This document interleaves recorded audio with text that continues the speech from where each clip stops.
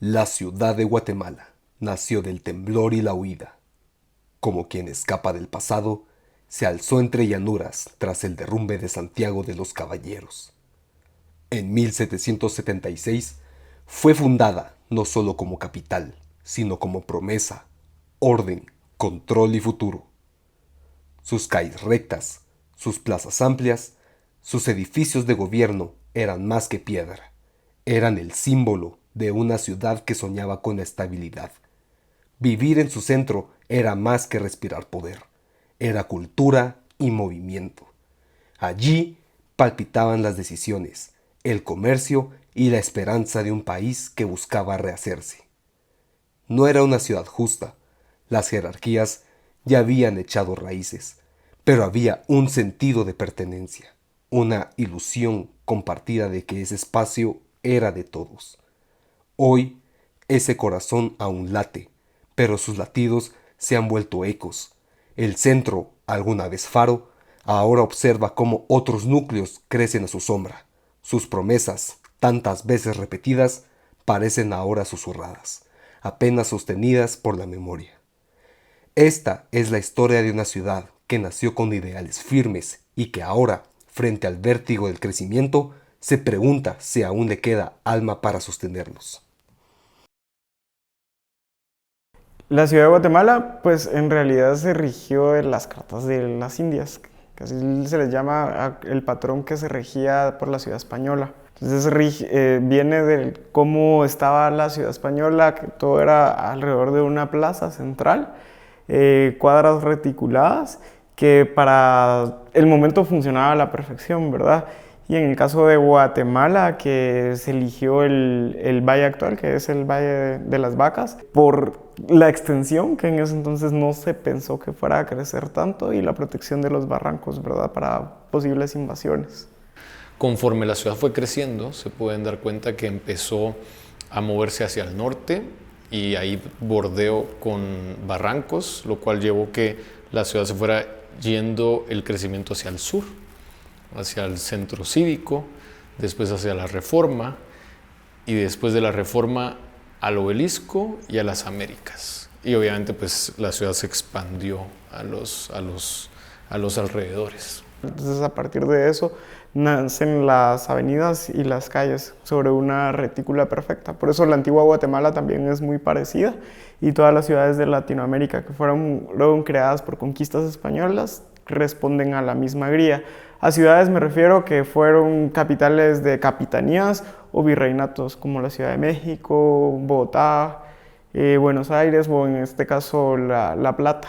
Creo que todas las ciudades tienen una memoria y tienen obviamente digamos un inicio de dónde empezó. Yo creo que lo más relevante si lo hablamos de Ciudad de Guatemala es que la Ciudad de Guatemala se ha fundado 4 veces en 4 diferentes sitios. Cuando las ciudades empezaban, pues el carro no existía, todo funcionaba por medio de carretas, o sea, sí existía ese tipo de transporte, pero el vehículo vino a cambiar la perspectiva de lo que es la ciudad hoy en día. Entonces, muchas ciudades perdieron la perspectiva de lo que era originalmente, pero las que lo conservaron son las que mejor funcionan.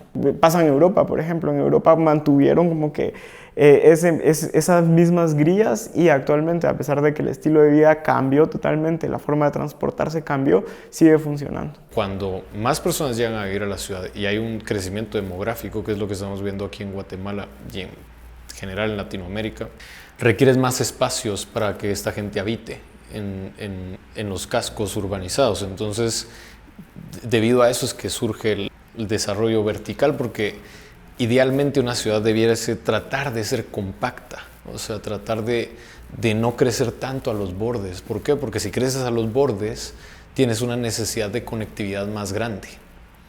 Eso quiere decir que debieras de solucionarlo con transporte, con movilidad, líneas de buses o algunas alternativas de transporte, que existen varias. O sea, ahí está el metro, el BRT, autos compartidos, o sea, varias.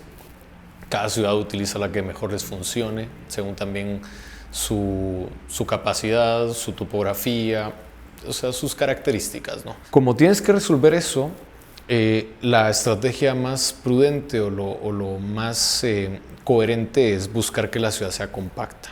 Y al buscar que sea compacta, entonces el crecimiento se vuelve vertical. O sea, esa es la teoría y la ciencia detrás de lo que vemos en el día a día y lo que vemos en la transformación de la ciudad. Pasó de que en los 2000 o en los 90 existía el diálogo de, salieron terrenos baratos fuera de la ciudad y con el diálogo de estar en lo verde, en espacios para criar a los niños. Entonces pasó de que todos migraron hacia las periferias y eso lo que provocó, uno, fue que la ciudad se volviera peligrosa, porque a esas ciudades se les llama ciudades dormitorio, porque la gente sale de la ciudad y llega literalmente a dormir y regresa a la ciudad a trabajar. Entonces la ciudad durante la noche se quedaba vacía y eso desató mucha violencia, al menos en lo que es Ciudad de Guatemala, porque ese diálogo hizo de que se separaran los usos. O sea, la ciudad solo servía para trabajar y en la noche la gente iba a dormir a las casas, pero también es cultural. O sea, en otras ciudades no pasó porque la cultura es totalmente diferente. Acá todavía existe la visión, a pesar de que Ciudad de Guatemala, de hecho, es de las ciudades más verticales que existen en la región. La cantidad de edificios que tenemos acá versus otras ciudades es bastante alta. Pero todavía existe ese pensamiento de quiero comprar un terreno porque si está en el aire no es mío, qué pasa si hay un sismo, qué pasa si se cae, qué voy a hacer con la propiedad, cómo funciona. Entonces creo que es un poco un reto cultural que en este momento nos está cambiando por la necesidad, porque definitivamente la gente ya no tolera el tráfico, entonces se ve la necesidad de vivir en un apartamento, en un edificio. Donde antes reinaba el murmullo, ahora rugen motores. Donde vivía la vecindad, hoy se alzan muros, altos y callados. ¿Cómo se reconstruye el alma urbana de un lugar que muchos ya no sienten suyo? Cuando hablo con las personas, lo que busco es realmente entender cuál es su dinámica. O sea, cuál es la familia, digamos, cuál es el núcleo de su familia y cuánto tiempo están gastando en tráfico, por ejemplo, porque hay muchas de estas familias que, pues, hay muchas que viven en Villanueva o en Carretera El Salvador, por ejemplo, entonces tienen que recorrer distancias muy largas para llegar a sus trabajos o a sus colegios, por ejemplo, entonces se vuelve complicado y su calidad de vida baja porque pasan en el tráfico 2 horas, si hay un accidente o si hay lluvia, a veces pueden pasar hasta 3, 4 horas en el tráfico, o sea, se vuelve una pérdida de vida en el tráfico. Aquí hay un ejemplo bien importante que fue en el momento que vivimos la pandemia. Creo que todos estábamos tan acostumbrados a la vida que llevábamos que cuando llegó la pandemia realmente sentimos el choque y eso nos obligó a estar encerrados. Y estar encerrados nos hizo extrañar la vida en comunidad. Cuando la pandemia viene y nos obliga a que realmente tenemos que estar encerrados y limitados y no podemos tener contacto con las personas, no podíamos tener reuniones sociales, nos empezamos a dar cuenta que el ser humano como tal es un ser social, o sea, no puede estar aislado. Entonces, parte de vivir en la ciudad es vivir esa vida en comunidad. Creo que la pandemia hace un antes y un después muy fuerte. Porque antes, pues sí, todavía habían ido a edificios donde tal vez no tenían balcones o no tenían tantas amenidades o no tenían tantas áreas verdes. Y creo que después de la pandemia, con lo que tuvimos que vivir con los encerrones y la falta de acceso a aire libre y el sentirnos encerrados, pues nos llevó ahorita a decir, sí, mire, sí quiero un apartamento, pero lo quiero bajo estas condiciones, que tenga un área verde, que tenga un área para mis mascotas, que tenga la facilidad de entrar y salir, que vaya con bicicletas, que vaya con carro, que vaya con moto, todo lo que me puedan dar de facilidad, ¿verdad? No solo pensar en el proyecto en sí, sino también el beneficio que le puedo traer al entorno, al vecindario inmediato, ¿verdad? Eso creo que también ayuda mucho. Sabemos que la municipalidad tiene iniciativas como el de la transparencia, por ejemplo, ¿verdad? Y si yo camino en una calle en donde solo veo puertas y portones cerrados y ni siquiera ventanas, ¿verdad? Y ni siquiera quizás hay banqueta, no me voy a sentir muy seguro. Versus si camino por una calle en una banqueta suficientemente amplia, Y además puedo ver hacia adentro de lo que haya con frente a la calle, ¿verdad? Ya sea vivienda, comercio, oficina, lo que sea. Pero si yo puedo ver qué está pasando ahí, qué hay ahí, ¿verdad? Yo sé que pues, no hay nadie como escondiéndose y que quizás me pueda causar o no algún daño, no me da esa paranoia. Aparte que me siento seguro de vuelta porque sé que hay gente que me está viendo, ¿verdad? De adentro para afuera. Esas intervenciones ayudan, ya sea por regulación o no, ayudan muchísimo a hacer urbanismo. Por ejemplo, los nuevos desarrollos inmobiliarios tratan de hacer ese ofrecimiento de uso mixto, que tiene comercio, que tiene oficinas, que tiene vivienda, y eso lo que genera también es esa vida en comunidad. O sea, yo dentro de lo mismo puedo tener ahí un café y bajo a tomarme el café con mi vecino y puedo conocer a los demás vecinos. O sea, salgo de mi casa. O sea, utilizan menos el vehículo, utilizan más los transportes públicos, caminan, por eso también se mantienen más saludables porque hacen ejercicio todos los días, usan bicicleta. O sea, empiezan a ver unas nuevas formas de movilidad alrededor de su comunidad. Entonces es un estilo de vida diferente. Pero no podemos solo ser una iniciativa privada solos. Y creo que también vamos a necesitar un apoyo del gobierno central. Mucho transporte seguro, pues de ahí creo que va a ser el futuro. Sí creo que va a ser un movimiento de las personas más que de los gobiernos el que nos va a hacer a que esta ciudad se transforme. Para que todos aprendan y entiendan cómo es que se desarrollan las ciudades, porque si no solo vamos a tener más personas que se están quejando por el tráfico, pero no entienden que uno mismo se vuelve el tráfico. Entonces, ¿cómo yo puedo ayudar a la solución? O sea, y no ser parte del mismo problema, ¿no? Entonces, casi sin anunciarse, la ciudad despertó. Torres se alzaron donde antes dormían techos bajos. Muros de vidrio brillaron al sol como promesas de futuro. Estructuras limpias, verticales, imponentes, transformaron el horizonte. Las zonas céntricas comenzaron a mirarse en el espejo de otras capitales del mundo. Un territorio vivo que cambia, se expande y se fragmenta. ¿Cómo construir entonces una ciudad verdaderamente conectada? Construir puentes entre zonas, entre realidades, entre personas, tejiendo no solo una mejor ciudad, sino un mejor nosotros. La ciudadanía es súper importante que sepamos qué queremos de nuestra ciudad, qué valoramos, qué deseamos y hacerlo saber.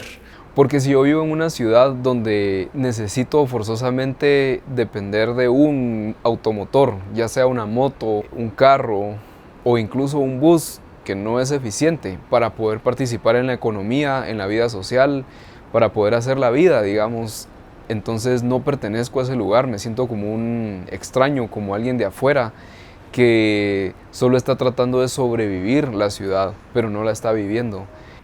En especial en Ciudad de Guatemala, yo lo que veo es que debemos trabajar colectivamente, o sea, debemos de unir esfuerzos para poder canalizar esos objetivos, esas aspiraciones y poder aterrizarlas de manera en conjunta para poder tangibilizarla y crear la ciudad que queremos.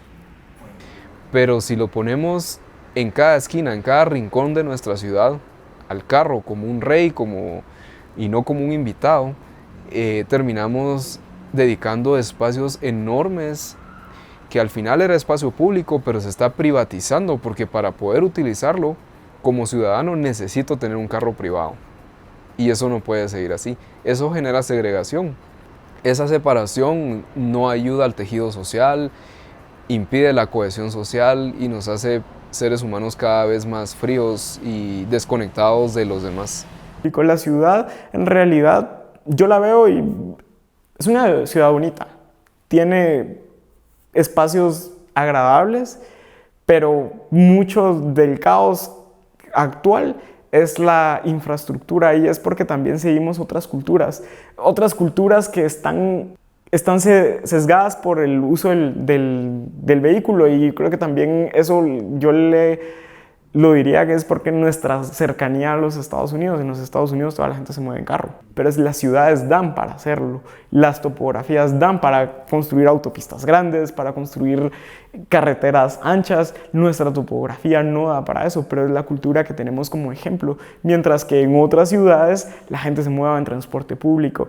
A mí una vez lo que me dijeron es las ciudades que funcionan son donde el rico se mueve en transporte público y no donde el pobre se mueve en transporte privado, y así funciona nuestras ciudades. Creo que la vivienda es más que los metros cuadrados que adquirimos. Cuando yo quiero vivir, ya sea rentando o comprando en una propiedad, deberíamos los ciudadanos de preguntarnos qué hay a todo alrededor, qué hay a 5 minutos a pie, qué hay a 15 minutos en bici y qué hay a 15 minutos o 20 minutos en carro. Si nosotros los ciudadanos no estamos bien informados al respecto de esto, paramos comprando un castillo en el aire, que son estos condominios que tienen todo adentro, pero que al salir no tenés ni una banqueta, que para ir a comprar las tortillas tenés que manejar el carro 10 minutos, y que al final de cuentas nos hace vivir una burbuja que no es real. Por otro lado, está la oportunidad de rescatar barrios ya existentes, donde la vivienda nueva, lejos de gentrificar, ¿verdad? Que es algo que tenemos miedo, lejos de expulsar a los ciudadanos que ya viven ahí en un modelo de renta, traiga nuevos espacios públicos, y al agregar valor a estos lugares, evidentemente se van a volver más caros, pero al mismo tiempo estamos desarrollando vivienda donde ya está la infraestructura. Por ejemplo, los proyectos ahorita que estamos trabajando están involucrando el tema de acupuntura urbana. Entonces, el tema de acupuntura urbana al final lo que hace es la integración, digamos, de todas estas pequeñas acciones que se hacen alrededor del desarrollo para generar esos grandes impactos en la comunidad y esa mejoría en la comunidad. Y al final, pues sí es cierto, muchas personas están buscando casa, porque te digo, o sea, desde la percepción cultural, todas las personas creen que pues es mejor una casa que un apartamento, pero se tiene que analizar el estilo de vida de cada una de las personas y dónde se desarrolla su economía, dónde van a crecer ellos profesionalmente. O sea, los edificios están bien. El tema es crear una ciudad con uso mixto. 4 grados norte es el claro ejemplo. De hecho, 4 grados norte era un área, se volvió peligroso en algún momento. Pero ¿qué fue lo que pasó? Existió un plan. De hecho, el plan tendrá tal vez como unos 15 años de crear uso mixto. ¿Qué quiere decir? Que en un mismo punto crean fuentes de trabajo, fuentes de educación, como la Universidad Da Vinci, que apostó por tener una sede ahí. Vivienda, la vivienda se potenció, áreas de oficina, áreas de recreación. Entonces, ¿qué pasa? La gente que vive en 4 grados norte ya no tiene necesidad de salir a otros puntos de la ciudad, todo lo hace en ese mismo punto. Voy al súper, simplemente bajo, camino un par de cuadras, voy al gimnasio, voy a mi trabajo, lo tengo ahí. Entonces, la solución de la ciudad es como ir creando esos clústeres, y existen, porque sí hay mucha visión y hay varios proyectos. Entre esos puedo destacar Ciudad Pedrera, Miraflores, que también está apostando por algo, Vistares también, 4 grados norte. Cayalá es una especie de que generó mucho debate en su momento porque apostó, pero apostó para un segmento socioeconómico muy específico, entonces no era accesible para todos. Pero es un ejemplo que se podría decir que funcionó como prueba para poder llegar a lo que ahora se está apostando en otras partes de la ciudad. Por lo tanto, si vamos a hacer ciudades de 15 minutos, tienen que ser lo más diversas que se puedan en la mayor cantidad de puntos de la ciudad, que no lleguen a nichos solo muy caros, ¿verdad? Sino que puedan llegar a más personas con diferentes estratos sociales y que todos tengamos la oportunidad de adquirir una vivienda a buen precio, en el mejor sector que podamos, y que no solo sea un sector el famoso por tener este tipo de vivienda. Por ejemplo, tenemos uno en zona 7 que se llama Lira. Somos de las pocas desarrolladores que le están apostando a zona 7, pero creemos mucho en las zonas de oportunidad y en las zonas que se están dando y esa conectividad que tiene la zona 7 con el resto de la ciudad.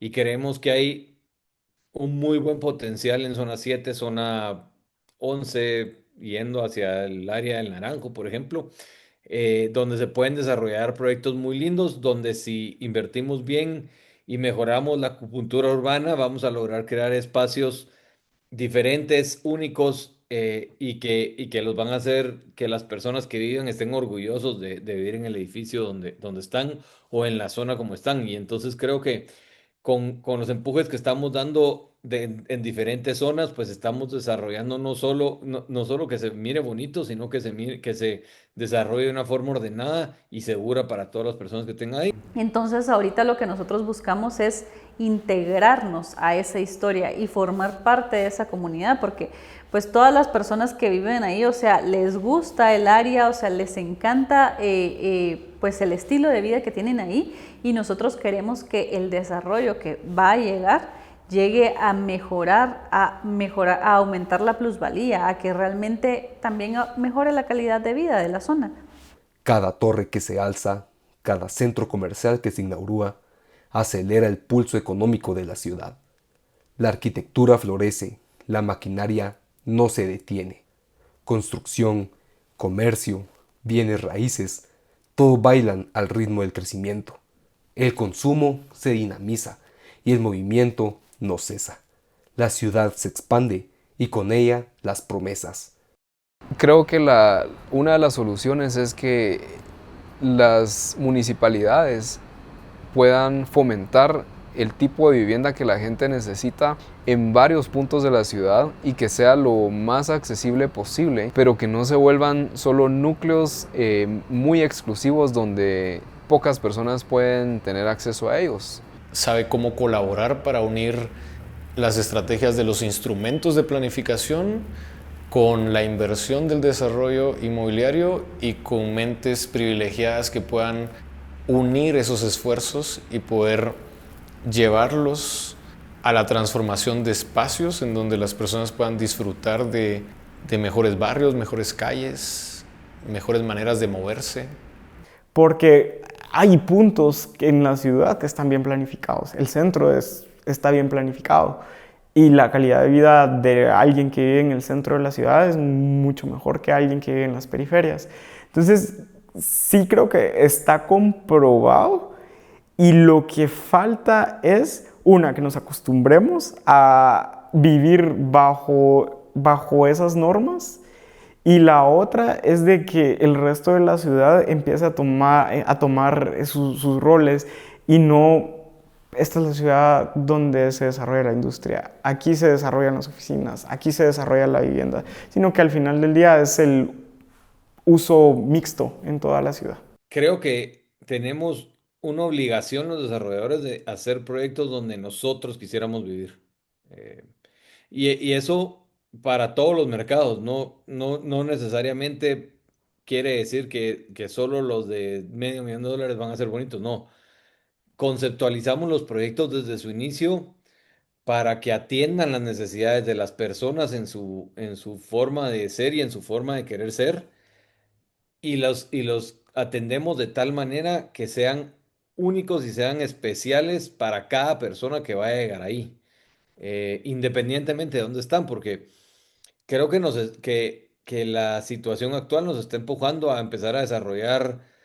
Estamos generando, ahorita vamos a empezar a generar puestos de trabajo en San José Pinula, y vamos a empezar a generar puestos de trabajo en Fraijanes que antes no se daban y que ahorita son muy necesarios por la conectividad y por el vivir cerca de casa. Entonces, Esto también demuestra que hay una gran necesidad de las personas por barrios donde se pueda caminar, pasear el perro, andar en bicicleta, y que se pueda dar esta interacción urbana en la calle, que la calle se vuelva una vez más el punto de encuentro y no solo el lugar donde paso transitando en un vehículo, ¿verdad? ese transporte de me levanto a las 3 de la mañana para salir de Vía Canales, porque si no llego a las 10 de la mañana, creo que poco a poco le tenemos que ir creando las condiciones alrededor de estas casas para que puedan tener los centros de trabajo cercanos, ¿verdad? Nosotros tenemos la dicha de estar en un punto privilegiado en donde tenemos un buen clima todo el año y tenemos una belleza de flora que Yo siento que ahí está el futuro de esta ciudad.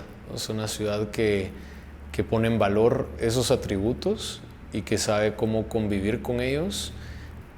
O sea, yo apuesto por una ciudad que nos permita o que nos dé la posibilidad de a la semana tener 120 minutos de caminar o de moverte en bicicleta o de hacer algún movimiento, porque una ciudad que nos permita hacer eso es una ciudad que nos va a reducir en 90% las probabilidades de infartos, de enfermedades cardiovasculares, enfermedades respiratorias. Y con eso creo yo que estamos garantizando un mejor futuro para las siguientes generaciones. Y comunidades, sobre todo, creo que ahí es donde está cuando hablas de ciudades más humanas, es crear comunidades en el barrio, regresar al barrio, regresar a esa comunidad, regresar a donde yo sé que puedo, que cuento con mi vecino porque me quedé sin azúcar, ¿verdad? Entonces hay que irle a pedir el azúcar o necesito un huevo porque la receta necesitaba 3 huevos y solo tengo 2. Ese tipo de interacciones que antes no las teníamos son las nuevas que se van a empezar a dar y que van a ser las esenciales para la ciudad del futuro. Para que Guatemala pase de ser una ciudad basada en movilidad en carro a ser una ciudad policéntrica que tenga barrios caminables, habitables y más humanos como lo son 4 grados norte. Ojalá aquí en Miraflores el proyecto, el master plan que tienen se desarrolle en torno a eso. Seguramente Miraflores, Carabanchel, la colonia Roosevelt van a transformarse de una forma muy acelerada, pero hay que mantener en mente que es para las personas y no para los carros. Porque una ciudad que deja atrás a su gente se convierte en un espacio sin pertenencia, en una estructura sin alma. No basta con levantar muros ni torres, hace falta levantar puentes, puentes entre quienes sueñan la ciudad y quienes la viven. Frente al crecimiento acelerado, la pregunta no es solo hacia dónde vamos, sino a quiénes estamos llevando con nosotros. Solo cuando todos caben, cuando el desarrollo no se impone, sino se comparte, entonces sí, podemos hablar de un futuro posible, un futuro sólido, un futuro con raíces, un futuro con horizontes en concreto.